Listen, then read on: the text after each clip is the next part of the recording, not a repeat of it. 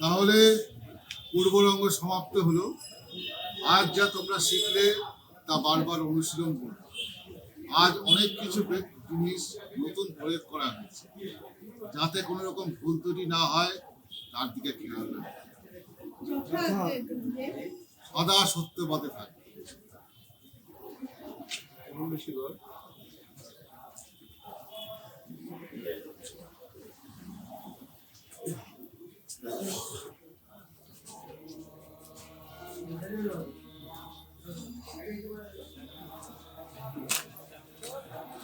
গুরুদেব, ঋষিগণ আপনার সাক্ষাৎ পাচ্ছেন।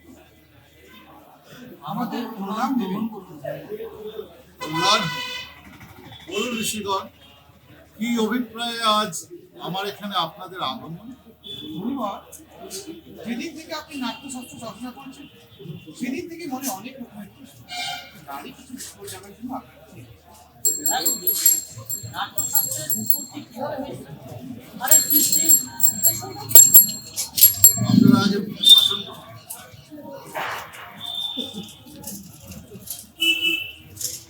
আপনি খুব সুন্দর প্রশ্ন করেছেন ঋষিগণ।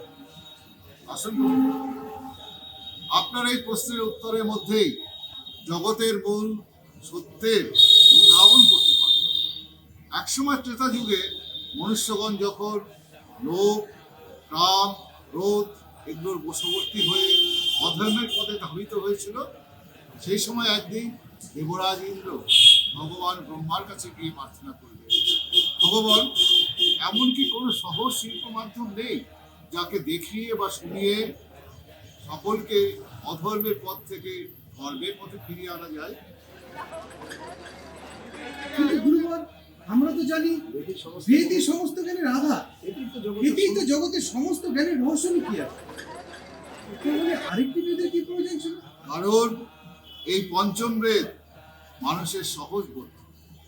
এই নাট্যশাস্ত্রই পারে মানুষকে অধর্মের পথ থেকে ধর্মের পথে ফিরিয়ে নিয়ে আসতে। সেই জন্যই, এই উদ্দেশ্যেই দেবতা ব্রহ্মা 4 বেদ থেকে মূল তত্ত্ব আহরণ করে এই নতুন নাট্যশাস্ত্র।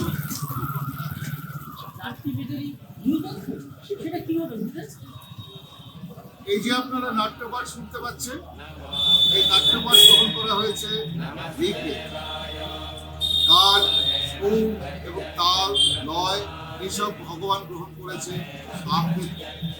অভিনয় নেওয়া হয়েছে যজুর্বেদ, আর নাট্যরস নেওয়া হয়েছে অথর্ব। এইভাবে 4টি বেদের মূল তথ্য এই নাট্যশাস্ত্রে সন্নিবিষ্ট।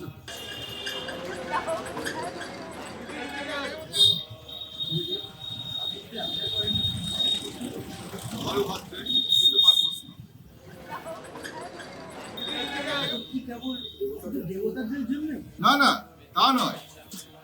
জানেন ঋষিবর, অসুরেরা একদিন এই প্রশ্নই ভগবান ব্রহ্মাকে করেছিল। ব্রহ্মা তার উত্তরে বলেছিল, নাট্যশাস্ত্র সকলের জন্য, কারণ মনুষ্য, দেবতা, অসুর সকলের শুভ অশুভ কর্ম এই নাটকে দেখানো হয়েছে। নাট্যশাস্ত্রই একমাত্র শোক, দুঃখ, ক্লান্তিতে জর্জরিত সকলকে আনন্দিত দিতে পারে। কারণ এই নাট্যশাস্ত্রে সকল কলা এবং সকল ধরনের নাট্যরস সন্নিবিষ্ট হয়েছে। জগতে এমন কোনো জ্ঞান নেই যা এই নাটকের মাধ্যমে পরিবেশন করে। সত্যি অদ্ভুত, সমস্ত কলার একত্রীকরণ এই এক জায়গাতে। সমস্ত প্রাণী জগতের লৌকিক, অলৌকিক সমস্ত কিছু প্রদর্শিত করে এই নাট্যশাস্ত্র। হ্যাঁ ঋষিগণ, নাট্যশাস্ত্র হলো সকল কলারসের সঙ্গমস্থল। সত্যি অদ্ভুতই নাট্যকলা, যেন বেঁচে থাকার জন্য শ্বাস প্রশ্বাস। গুরুদেব, আমার একটা প্রশ্ন আছে। বলভদ্রে কি তোমার প্রশ্ন? এই সমাজ কেন একে এত গুরুত্ব দেয় না? কেন মানুষ একে অপ্রয়োজনীয় বলে মনে করে? দেখো, আমি তো শিল্পী, নীতি নির্ধারক নই। আমার শিল্পকর্মই আমার ধর্ম। তবে হ্যাঁ, যারা শিল্পের নীতি নির্ধারক তাদেরকে চিন্তা করতে হবে কিভাবে এই নাট্যশিল্পকে সমাজের সঙ্গে সম্পৃক্ত করা যায়। নাট্যশিল্পীদের সুযোগ এবং তাদেরকে মর্যাদা দিতে হবে, কারণ নাট্যশিল্প তো শুধুমাত্র শিল্প নয়, এ হলো সমাজের ধর্ম, যা বিশ্ববাসীর কাছে গর্বের পথ নির্দেশ করে। সত্য, বর্ণ, ধর্ম, জাতি নির্বিশেষে দেশের সীমারের ভিতর বিক্ষোভ করে এই নাটকই বিশ্ববাসীর কাছে গর্বের বার্তা, সত্যের বার্তা প্রচার করে। পৃথিবীতে অসাম্য দূর করে সাম্য প্রতিষ্ঠা করতে পারে। ধর্ম এবং এই সত্যের পথ প্রচার করে পৃথিবীকে স্বর্গের মতো সুন্দর করে তোলে। নিশ্চয়ই গুরুবর, বলাবিহীন সমাজ তো পশু সমাজের সঙ্গে তুলনীয়। হ্যাঁ বলিবার, আশা করছি এই সমাজ একদিন নাট্যশিল্পী এবং নাট্যশিল্পকে সঠিক মর্যাদা দেবে, যার তারা অধিকার। তাই মুনিবর, এই নাট্যশাস্ত্রকে আমি পঞ্চম বেদ নামে অভিহিত করেছি। পঞ্চম বেদ, যাদের মধ্যে সব বেদের রহস্য কি? হ্যাঁ মণিবর, চলুন মণিবর, আমরা আমাদের রাষ্ট্রের কৃষ্টি এবং সংস্কৃতিকে বিশ্ববাসীর কাছে তুলে ধরি। আমার সঙ্গে বলুন, রাষ্ট্রের উন্নতি এবং আকাঙ্ক্ষা পূর্ণ হোক। রাষ্ট্রের উন্নতি এবং আকাঙ্ক্ষা পূর্ণ হোক। অসাম্য দূর হয়ে সাম্য প্রতিষ্ঠা হোক।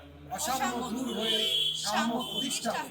নির্মল আকাশে ধরণী ফুলে ফলে ভরে উঠুক। নির্মল আকাশে ধরণী ফুলে ফলে ভরে উঠুক। সজ্জন সর্বদা নির্ভীক থাক। সজ্জন সর্বদা নির্ভীক থাক। অধর্মের বিনাশ হোক। অধর্মের বিনাশ হোক।